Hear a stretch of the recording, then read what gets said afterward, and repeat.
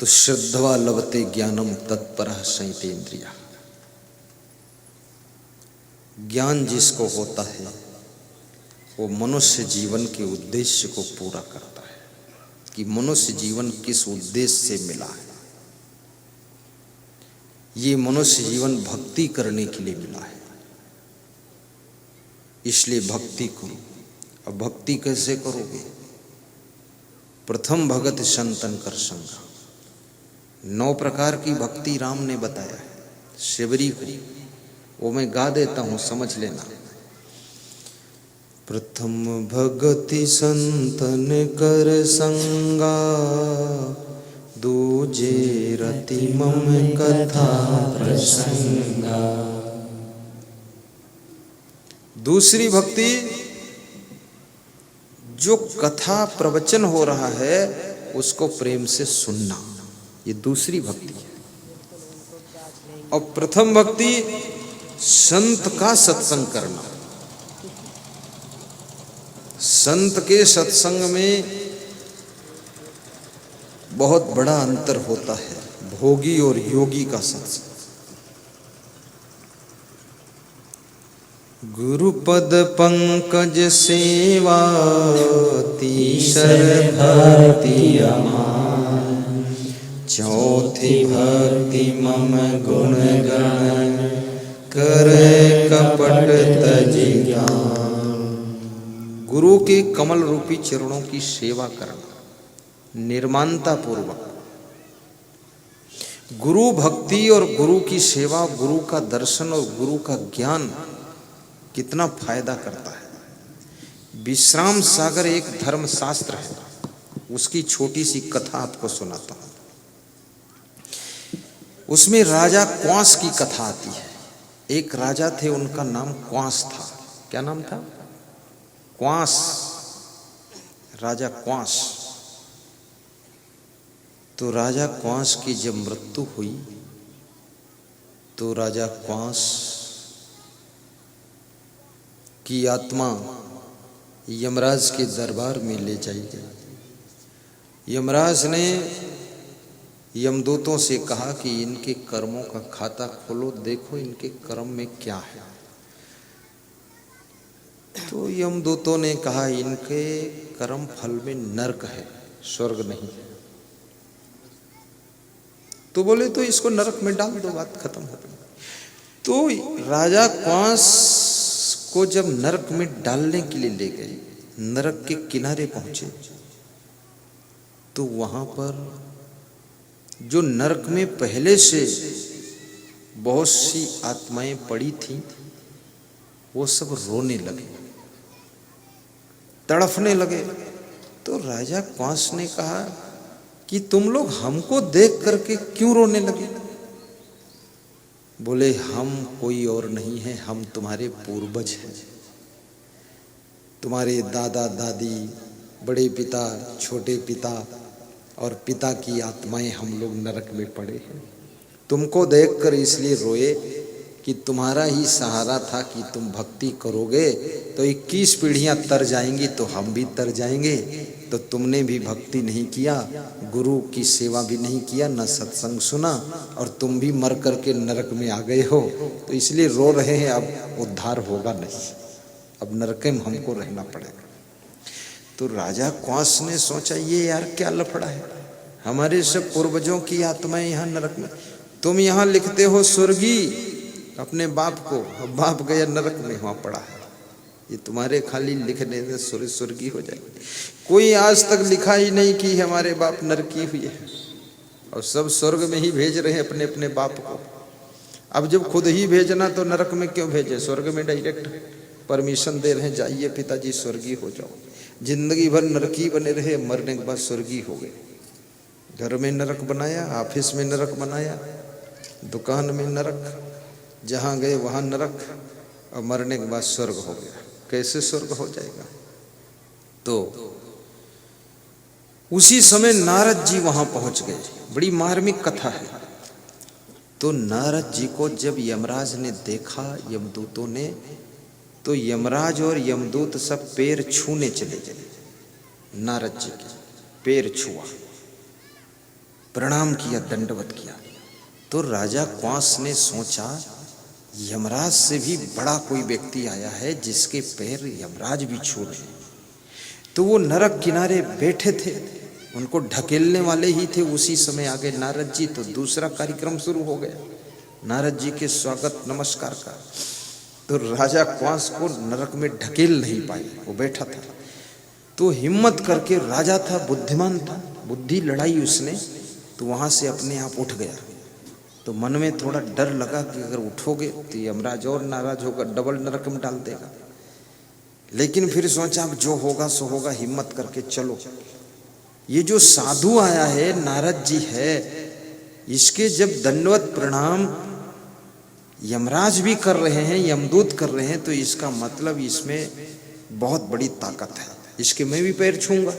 तो आकर के पैर छुआ नारद जी के, दंडवत किया और हाथ जोड़कर खड़े हो गए राजा क्वांस कि महाराज कृपा करो मुझ पर।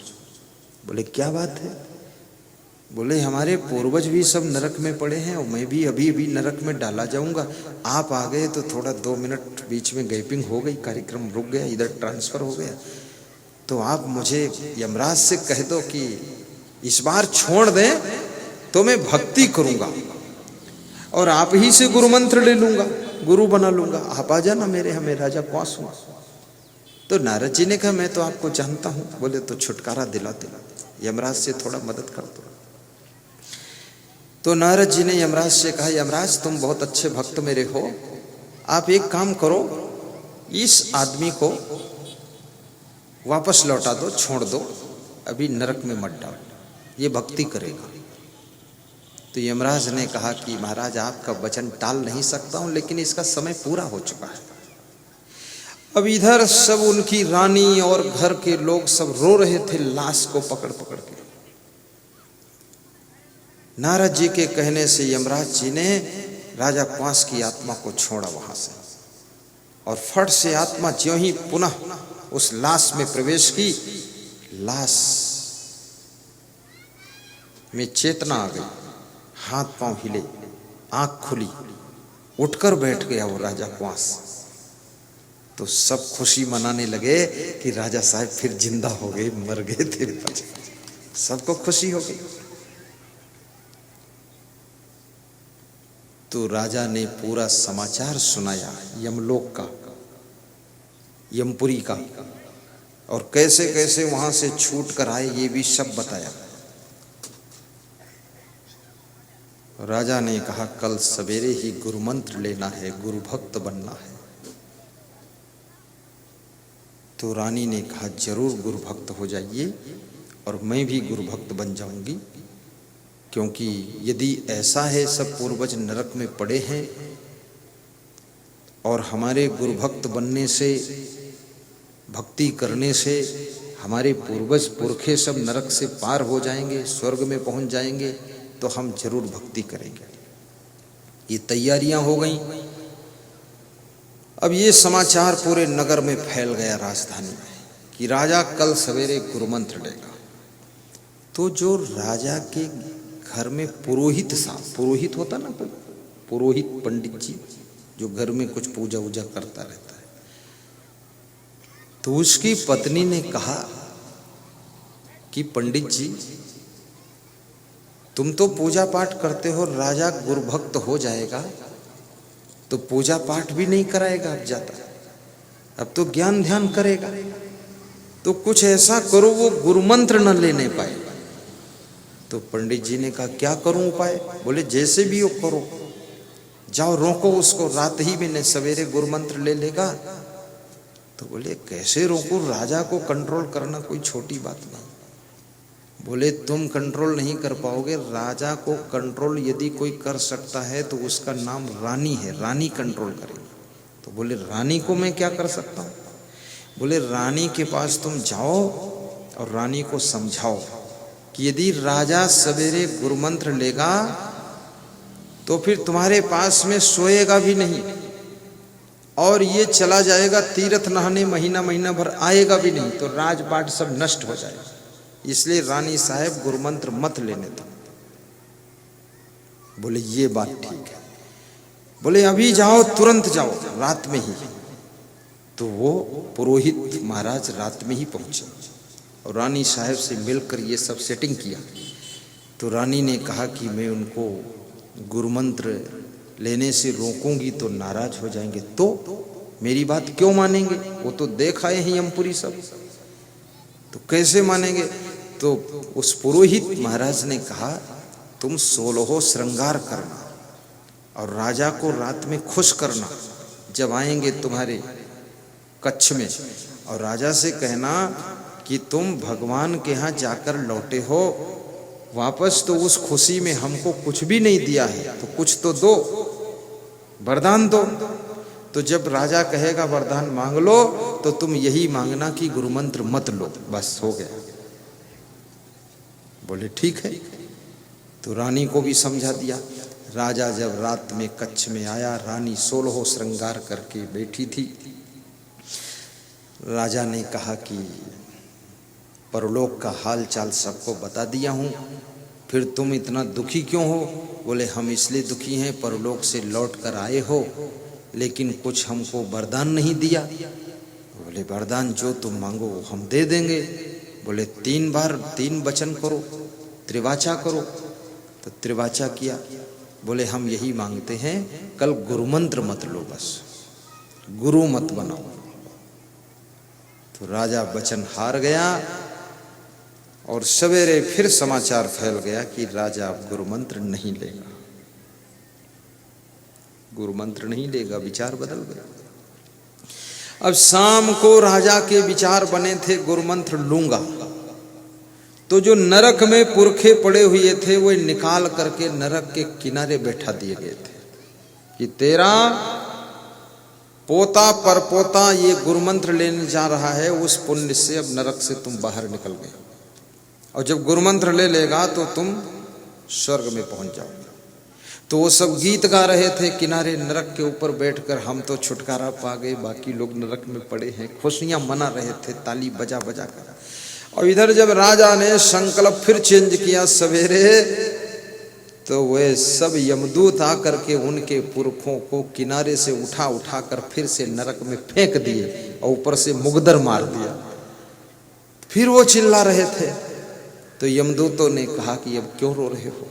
बोले रो क्या रहे हैं, वो हमारा जो पोता पर पोता था उसका विचार फिर बदल गया, फिर से नरक में हम डाले गए हैं, अब इसी में रहना पड़ेगा, सड़ना पड़ेगा। तो बोले फिर? बोले अब क्या है, भाग्य में नहीं है। वो पुरोहित ने उसकी पत्नी की बुद्धि बिगाड़ दी, पत्नी ने राजा को फंसा दिया, हो गया काम खत्म। अब नारद जी जब आए सवेरे, बोले गुरुमंत्र लो राजा साहब। राजा ने कहा महाराज विचार बदल गया है, अब अगली बार फिर कभी लेंगे, आप वापस जाइए। तो नारद जी ने कहा ये तो इसको मैं नरक से छुड़ा के लाया, इसका विचार यहाँ बदल गया। आदमी बड़ा विचित्र है, दुख से छूट जाए तो विचार बदल जाते उसके, बहुत विचार बदलते हैं लोगों के। तो नारद जी ने कहा कि राजा साहब आप तो वहां देख करके आ गए, नरक में आपके पुरखों की क्या दशा है, देखा नहीं आपने? बोले सब देख लिया। बोले रानी साहब से वचन हार गया। अरे बोले छोड़ो, जाओ रानी साहब से कहो कि वो भी साथ में गुरुमंत्र ले ले, जाइए आप बोलिए तैयार हो जाएंगे। तो राजा रानी साहब के पास गया, बोला रानी साहब तुम भी साथ में गुरुमंत्र ले लो। तो रानी ने कहा फिर वही बात किया तुमने, रात में वचन हार गए, उसका नाम मत लो, गुरुमंत्र, पागल हो क्या? तो राजा फिर चुप लौट आया। बोले क्या हुआ? तो राजा ने कहा रानी ने मना कर दिया है। तो नारद जी ने कहा फिर जाओ, फिर से एक बार और कहो, प्रेम से कहो, तुम ठीक से कहे नहीं। तो प्रेम से जाकर कहा कि रानी साहब मान जाओ, सब पुरखे नरक में पड़े हैं, गुरुमंत्र ले लो, इसमें कोई ज्यादा लोड नहीं है। रानी ने कहा कि तुम्हारी समझ में नहीं है, रात भर समझाया फिर गुरुमंत्र की रट लगाए हो, अब वचन हार चुके हो, मैं नहीं लूंगी, तुमको भी लेना नहीं, जाओ। तो फिर वो गए राजा साहब नारद जी से बोले कि गुरु मंत्र महाराज नहीं हो पाएगा, आप लौट जाओ। तो नारद जी ने कहा अच्छा एक बार और जाओ, रानी को रेडी करो, देखो तैयार हो जाए। बोले नहीं मानेगी तो बार बार वहां जाते हैं। बोले अब की बार जाना और एक बार कहना है, और जब वो ना माने तो एक जोर से थप्पड़ मार देना उसके। बोले थप्पड़? हमने तो कभी मारा नहीं, रानी को बड़े प्यार से रखता हूं। बोले ये भी प्यार है, ये नए मॉडल का प्यार है, एक थप्पड़ मार देना। इसका मतलब नहीं कि तुम यहां से प्रवचन सुन के जाओ तो घर में अपनी अपनी रानी को थप्पड़ मारो, ये अर्थ मत लगाना। ये राजा क्वांस के लिए है, तुम्हारे लिए नहीं। तुम्हारी रानियां तो पहले से गुरु मंत्र ले चुकी हैं, तुम्हारे में ही खतरा ज्यादा है। तो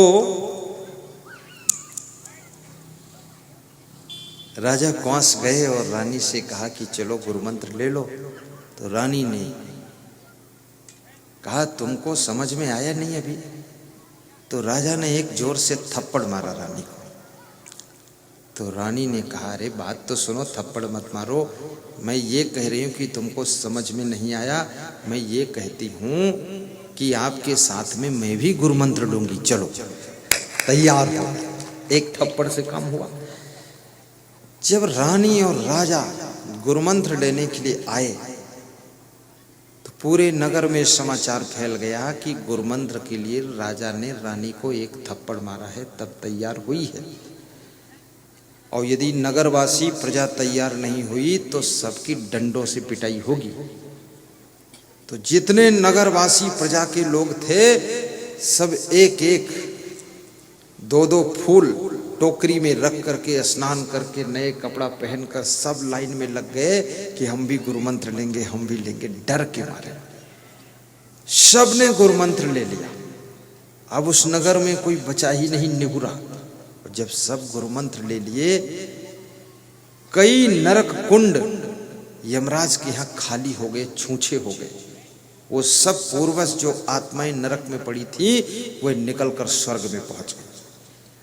अब वहां के कार्यकर्ता यमदूतों के काम सब बंद हो गए, वो खाली बैठे थे। तो यमराज ने एक दिन राउंड मारा कि तुम लोग खाली क्यों बैठो, मुगदर मारो ना, ये नरकियों को पीटो कूटो। बोले नरक सब छूछे पड़े हैं, खाली पड़े हैं, सब स्वर्ग में चले गए। नारद जी की भक्ति फैल गई है बहुत ज्यादा, तो सब नरक से पार हो गए। तो यमराज ने नारद जी को बुलाया कि महाराज इतनी भक्ति मत फैलाओ, थोड़ा हमारा भी धंधा चलने दो इधर। लोग नरक में बिल्कुल नहीं आएंगे तो हमारा तो कार्यक्रम बंद हो जाएगा पूरा। तो नारद जी ने कहा मैं उल्टा ज्ञान नहीं दे सकता। बोले थोड़ा उल्टा सिखा दो, लोग दारू वारू पिए नरक में आए, कंठी वंठी तोड़ दे। नारद जी ने कहा मैं नहीं करूंगा। तो बोले फिर मैं करूं? हाँ तुम कर सकते हो, जिसको बहकाना है बहकाओ जाकर, लेकिन जे हुई हैं दृढ़ भक्त हमारे, ते नहीं मनी है कहे तुम्हारे। तो यमराज ने अपने दूतों को भेजा, नाउत बनाकर, ओझा बनाकर, बैगा बनाकर, पुजारी बनाकर, ढोल बजा बजा करके दूत सब आए और गीत गाने लगे। बोले कि जंतर मंतर करो तो कल्याण जल्दी होगा, और ये संग भक्ति से कल्याण देर में होगा, और ऐसा वैसा सब पढ़ाने लगे। तो बहुत से लोग गुरु भक्ति छोड़ करके जंतर मंतर में फंस गए। अब जंतर मंत्र में जब फंसे तो उनके पुरखे फिर स्वर्ग से लौटाकर नरक में डाले गए, ढोंग ढकोसलम फंस गए। भक्ति छोड़ दिया, दारू पीने लगे। बोले भैरव भवानी के नाम पर दारू पियो। ये हिंदू धर्म में बहुत बड़े देवता, ऐसे ऐसे देवताओं को भी लोग दारू पिलाते हैं, बड़े विचित्र लोग। देवताओं को भी दारू पिलाते हैं। कमाल है, कहीं बीड़ी नहीं पिलाया, गजब करते। अब बीड़ी तो पिएंगे नहीं, वो तो दारू भी नहीं पीते कोई देवता। अब उनके ऊपर डालोगे तो क्या करेंगे? मूर्ति के ऊपर देवता शराब नहीं पीते हैं, और उनके नाम पर तुम शराब उनको पिलाते हो, इससे बहुत पाप लगेगा। ऐसी गलती मत करना। देवता तो वह है जो शुद्ध शाकाहारी सात्विक है, और तुम भी शराब मत पियो।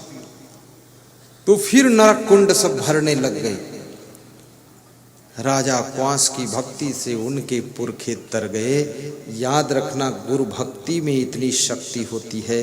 यदि आप वैराग्यवान, जितेंद्री, ब्रह्मचारी, संयमशील, सदाचारी गुरु से मंत्र लेते हो तो तुम्हारी 21 पीढ़ियां तर जाएंगी, 21 पीढ़ियों के पुरखे भी तर जाएंगे। इसलिए वह पुरखे नरक में तुम्हारे पड़े हुए हैं, उनको तारने के लिए वो इंतजार कर रहे हैं कि हमारे परिवार का कोई पोता पोती भक्ति करेगा तो उसके पुण्य तप से हम तर जाएंगे। तो कम से कम आप लोग भक्ति कीजिए। तो आज तुमने 2 भक्ति किया है, प्रथम भगत संतन कर संगा, दूजे रति मम कथा प्रसंगा, ये 2 भक्ति। और तीसरी करना है, गुरु मंत्र भी लेना है, राम प्रकाश धाकड़ मंत्र, ठीक, माला पहन लो छोटा सा, सुबह शाम इष्ट देव का ध्यान, मंत्र का 7-7 बार जप सुबह शाम। प्रथम भगति संतन कर संगा, गाइए, सब गा दीजिए, संत लोग का। प्रथम भगति संतन कर संगा, दूजे रति मम कथा प्रसंगा, गुरुपद पंकज सेवा, तीसर भक्ति अमान, चौथी भक्ति मम गुण गान, करे कपट तज ज्ञान, मंत्र जाप मम दृढ़ विश्वासा, पंचम भक्ति सुवेद प्रकाशा, छठदम शील निरति बहु कर्मा, निरत निरंतर सज्जन धर्मा, सतवीं सब मोह मैं जग देखे, मोते अधिक संत कर लेखे, 8वीं लाभ संतोषा, सपने हूँ नहीं देखहीं पर दोषा, नवम नम्र सब सोचलहीना, मम भरोसे हर्ष दीना, नौमा जिनके कोई, नारी पुरुष सचराचर कोई, सो अतिशय प्रिय भामिनी मोरे, सकल प्रकार भक्ति दृढ़ तोरे। तीसरी भक्ति, गुरु के कमल रूपी चरणों की निर्माणता पूर्वक सेवा करना, गुरु मंत्र भी लेना। चौथी भक्ति, राम जी कहते हैं अपने इष्ट देव के गुणों का गुणगान करना, छल कपट छोड़कर। 5वीं भक्ति, गुरु से जो मंत्र मिला है उस गुरु मंत्र को जप करना, सुबह शाम ध्यान करना। 6ठी भक्ति, अपने मन इंद्रियों को वश में रखना। 7वीं भक्ति, संसार के समस्त नर नारियों को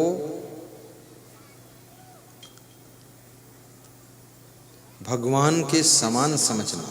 7वीं, सब मोहमय जग देखे, मोते अधिक संत कर लेखे, और संतों को राम जी कहते मेरे से भी बड़ा समझना। 8वीं भक्ति, जितना मिला है उसमें संतोष करना और दूसरों की निंदा बुराई मत करना। 9वीं भक्ति, सरलता नम्रता रखना, हर शोक में न डूबना, निर्छल होकर के जीवन जीना। ये 9 भक्ति में जिसमें एक भी भक्ति होगी राम जी कहते शिवरी वो मुझको बहुत प्रिय है और तेरे में तो सभी भक्ति है, इसलिए तू अत्यंत प्रिय है। ये भक्ति का मार्ग है। अब धीरे धीरे लोगों ने भक्ति का रूप बदल डाला। दुर्गा जागरण करो, ये भी भक्ति है। गणेश पूजन करो, ठीक है, लेकिन ये जागरण में हुल्लड़ मचाना और दारू पीकर डांस करना ये भक्ति नहीं है। भक्ति का रूप समझिए। श्री कृष्ण कहते हैं वह भक्त हमको प्रिय है जो सबसे प्रेम करता है, जो पवित्र रहता है, जिसमें दया है, जिसमें करुणा है, जिसके अंदर ममता नहीं समता है, वह भक्त हमको प्रिय लगता है। अद्वेष्टा सर्वभूतानां मैत्रा करुण एवचा निर्ममो निरहंकारा सम दुख सुख क्षमी संतुष्टा सततम योगी यतात्मा दृढ़ निश्चया मयि अर्पित मनोबुद्धि यो मद्भक्ता समे प्रिय अनपेक्षा शुचिदच्छा उदासीनो गतव्यथा सर्वारंभ परित्यागी यो मद्भक्ता समे प्रिय यो न हृष्यति न द्वेष्टि न सोचति न कांक्षति शुभाशुभ परित्यागी भक्तिमान में समे प्रिया ये तो धर्मामृतम इदम यथोक्तम पर्युपास्ते श्रद्धाना ते अतीव में प्रिया। ये भक्ति के स्वरूप का वर्णन कृष्ण भगवान कर रहे हैं। कृष्ण कहते हैं जो व्यक्ति निष्पक्ष है, स्वच्छ है, वह मुझे प्रिय भक्त लगता है। कृष्ण कहते हैं जिसमें संतोष है वह भक्त मेरा प्रिय है। और कृष्ण कहते हैं जो दक्ष है, दक्ष मतलब जिस उद्देश्य के लिए मनुष्य का जीवन मिला है उस उद्देश्य को पूर्ण करता है, वह भक्त मुझको प्रिय है। तो इस मानव जीवन के उद्देश्य को भी समझना और शांति के लिए मैंने प्रसंग उठाया था। अब आपको फार्मूला बताता हूं। जिस संयत इंद्रिया, जिसकी इंद्रियां वश में है, उस व्यक्ति को समझो ज्ञान प्राप्त हो गया है। और जिसे ज्ञान प्राप्त हो गया उसी को शांति प्राप्त होती है। अर्थात मन को वश में करने वाले व्यक्ति ही शांति पाते हैं। इंद्रियों को कंट्रोल में रखने वाले नर नारी ही शांति को पाते हैं। और मन इंद्रियां उसकी बस में होती हैं जिसको ज्ञान प्राप्त होता है। और ज्ञान उसको मिलता है जिसको किसी ज्ञानी महान सद्गुरुदेव के चरणों में श्रद्धा पैदा होती है। श्रद्धा से ज्ञान की प्राप्ति होती है। श्रद्धवा लभते ज्ञानम। इसलिए अपने अंदर श्रद्धा रखना, परस्पर प्रेम से रहना, आपका जीवन सुखद हो, ऐसी मैं शुभकामना करता हूँ। और ये धुंधेरा की पावन धरा धन्य है जहाँ पर हमारे सभी भक्तों ने मिल करके सत्संग का लाभ लिया है। अपने अपने स्थान पर भाव श्रद्धा से खड़े होंगे, हाथ जोड़ लेंगे, आरती का पुण्य प्राप्त करेंगे, ताली बजाते हुए आरती करेंगे।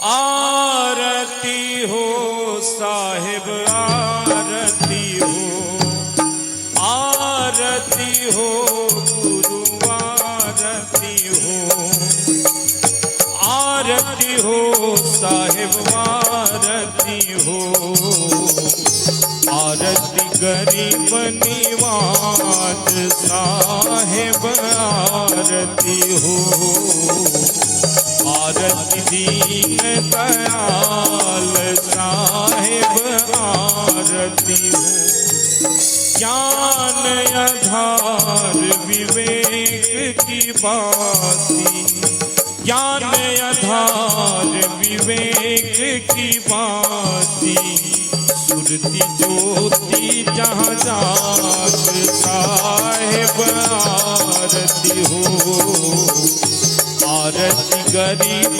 निवाज साहिब आरती हो, आरती दीन दयाल साहिब आरती हो।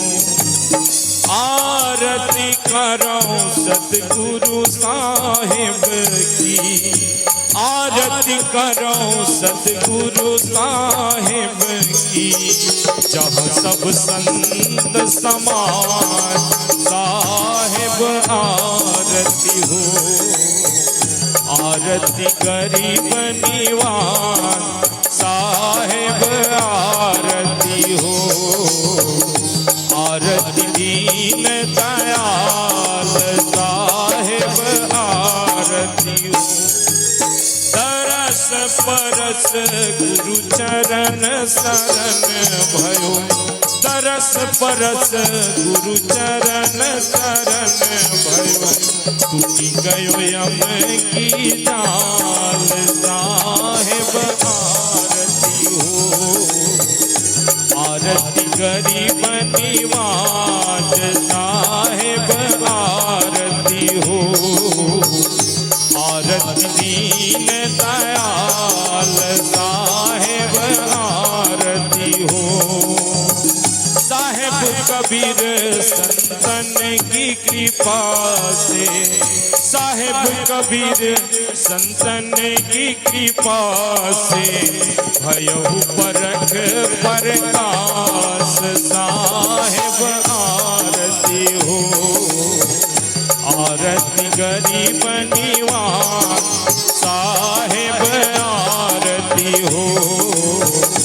आरती दीन दयाल साहिब आरती हो।